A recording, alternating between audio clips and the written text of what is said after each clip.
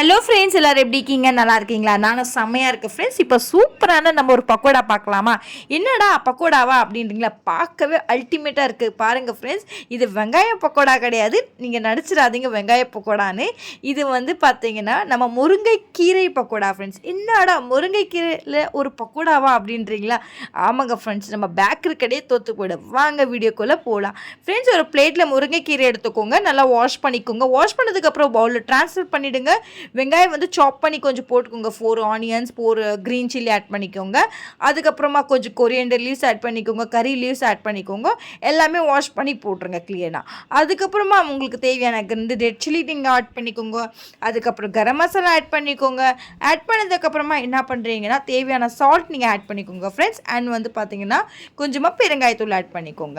Add பண்ணதுக்கப்புறம் mix பண்ணிவிடுங்க friends. And 1 cup of என்ன பண்ணுறீங்கன்னா கடலை மாவு கொஞ்சம் எடுத்துக்கோங்க. அரிசி மாவு கிறிஸ்பினஸ்க்காக அரிசி மாவு எடுத்துக்கோங்க.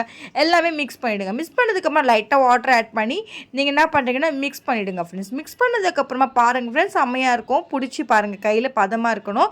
அண்ட் வந்து ஒரு பேனில் வந்து கொஞ்சம் ஆயில் விட்டுருங்க ஃப்ரெண்ட்ஸ். ஆயில் ஹீட் ஆனதுமே எல்லாமே நீங்கள் பொரிச்சு எடுங்க. பாருங்கள் ஃப்ரெண்ட்ஸ், நம்ம சூப்பரான நம்ம ஒரு முருங்கைக்கீரை பக்கோடா ரெடி ஃப்ரெண்ட்ஸ். ஃபுல் வீடியோக்கு கீழே இருக்க லிங்கை ப்ரெஸ் பண்ணுங்கள். என்னுடைய சேனலை மறக்காமல் சப்ஸ்கிரைப் பண்ண மறந்துடாதீங்க. தேங்க்யூ.